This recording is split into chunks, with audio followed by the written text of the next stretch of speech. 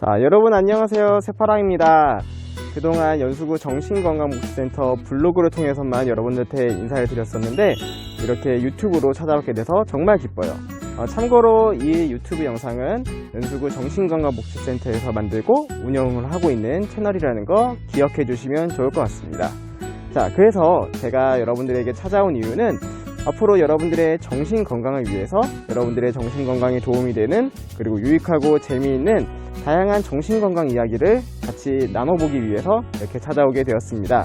그럼 각설하고 오늘은 첫 번째 시간으로 여러분들이 많이 어려움을 겪고 있는 감염병 스트레스와 코로나 분류에 대해서 한번 이야기를 나눠보도록 할게요. 많은 사람들이 감염병 스트레스와 코로나 분류를 혼용해서 사용하고 있는데요. 다른 단어는 아니지만 간단하게 구분해보면 감염병 스트레스란 코로나19와 같은 감염병으로 인해서 받게 되는 스트레스와 그 증상들을 이야기를 하고 있습니다. 감염병 스트레스의 증상들을 알아본다면 감염병 스트레스의 증상으로는 일반적으로 우리가 느끼는 스트레스 증상이 신체적인 증상으로 복통이나 두통과 같은 증상들이 있을 수도 있고 심리적으로 불안감이라든가 초조감이 느껴질 수도 있습니다. 감염병 스트레스의 증상은 이와 더불어서 다른 사람들을 경계하고 또 회피하고 의심하는 증상들이 있을 수도 있어요. 이러한 증상들 중에서 우울감이라든가 무기력감 이런 증상들이 우울증과 비슷한 증상들인데 이런 증상들을 바로 코로나 블루라고 하고 있습니다. 코로나 블루는 많은 분들이 알고 계신 것처럼 코로나 바이러스를 뜻하는 코로나와 우울감을 뜻하는 블루의 단어의 합성어인데요. 코로나 바이러스가 우리 삶 곳곳에 영향을 미치는 것으로 모자라서 신조어까지 만드는 정도로 굉장히 많은 영향을 미치고 있는 것 같습니다. 네, 그만큼 많은 사람들이 코로나19로 인해서 고통을 받고 있다는 말인 것 같아요. 하지만 이러한 우울감이나 무기력감은 비단 코로나 때문에만 발생을 하는 것은 아닙니다.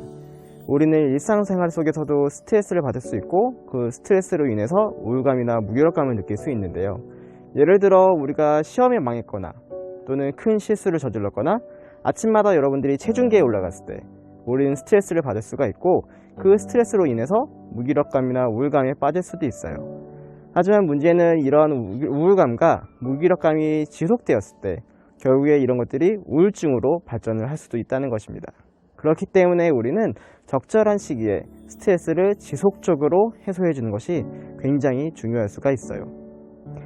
예를 들어 우리가 친한 친구들을 만나거나 또는 맛있는 음식을 먹으러 가거나 아니면 재미있는 영화를 보러 가는 등 우리는 일상생활 속에서 스트레스를 해소하기 위해 많은 활동들을 하고 있었어요. 하지만 지속되는 사회적 거리두기와 생활 속 거리두기로 인해서 우리가 평소에 좋아하고 즐겨하던 활동들을 하지 못해 큰 스트레스를 받고 있습니다.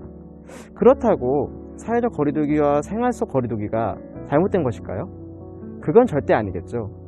사실 코로나19를 하루빨리 종식시키기 위해서는 사회적 거리두기와 생활 속 거리두기는 선택사항이 아닌 필수적인 사항입니다.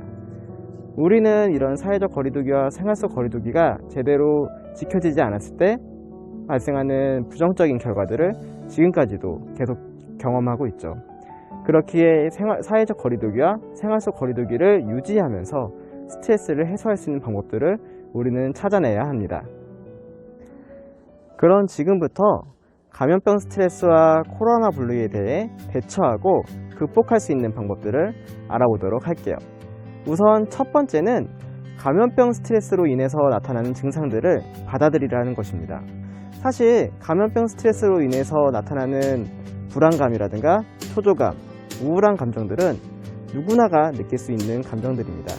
이러한 감정들을 우리가 받아들여졌을 때 우리는 조금 더 편안한 마음을 가질 수가 있어요. 나중에 다시 알아보도록 하겠지만 감염병이라는 것은 엄연히 재난 상황입니다. 여러분들이 만약 홍수를 경험하거나 지진을 경험했다면 그때 나는 굉장히 불안하고 공포스럽고 떨리는 마음이 느껴질 거예요. 과연 그런 것들이 이상한 반응일까요? 전혀 아니겠죠. 그것처럼 여러분들이 지금 코로나로 인해서 느끼는 불안한 감정들 또 공포감들은 매우 자연스러운 반응이라고 할 수 있어요. 하지만 그럼에도 불구하고 혹시 나만 그런 거 아닐까? 내가 괜히 유난 떨거나 오버하는 건 아닐까? 라고 생각을 하게 되면 더 큰 스트레스를 느낄 수가 있습니다. 그렇기 때문에 이러한 감정들이 매우 자연스럽고 누구나가 느낄 수 있는 감정들이라는 것을 여러분들이 기억하고 있는 것이 매우 중요할 수가 있어요. 두 번째 방법은 일상생활을 유지하는 것입니다. 일상생활을 유지하라고 하니 저놈의 새가 무슨 뻔한 소리를 하는 건가 라고 생각하시는 분들도 있으실 것 같은데요. 우리의 마음에 손을 얹고 솔직히 이야기해볼까요? 과연 나는 얼마나 규칙적으로 나의 일상을 잘 유지하고 있었는지 말이에요. 앞서 말했던 것처럼 코로나19는 우리의 일상에 많은 변화를 가져왔습니다. 이러한 변화로 인해 우리의 일상은 깨지기 시작했어요. 우리의 일상이 파괴되면 우리는 우리의 삶을 스스로 통제하지 못한다는 생각에 불안감이나 무기력감 등을 느끼게 되고 이로 인해 높은 스트레스를 받게 됩니다. 그렇기에 일상에서 스스로 규칙을 정하고 규칙적인 일상을 유지한다면 삶에 대한 통제감도 회복할 수 있기에 스트레스 상황을 잘 이겨낼 수 있습니다. 세 번째 방법은 나에게 맞는 적절한 스트레스 해소 방법을 찾는 거랍니다. 사회적 거리두기로 인해서 외부 활동을 통해 스트레스를 해소했던 분들은 지금 적절하게 스트레스를 해소하고 있지 못할 수도 있어요. 하지만 그렇다고 가만히 앉아있을 수만 없겠죠? 그렇기에 집에서도 적절하게 스트레스를 해소할 수 있는 방법을 찾아보시는 게 정말 중요합니다. 하지만 그렇다고 해서 지나친 음주를 하거나 게임이나 TV에만 몰두한다면 오히려 부정적인 결과를 가져올 수 있으니까 유의해야겠죠?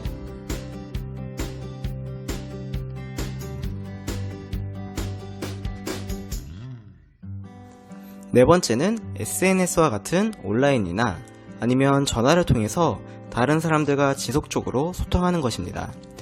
사회적 거리두기를 하면서 우리는 물리적으로 거리감이 생겼고 이로 인해서 소외감을 느끼게 되었어요. 비록 우리가 물리적으로는 떨어져 있지만 심리적으로는 가까워져야 할 때예요. 그렇기에 전화나 SNS 등을 활용해 서로의 안부를 물어보고 소통하는 것이 정말 중요할 수가 있어요.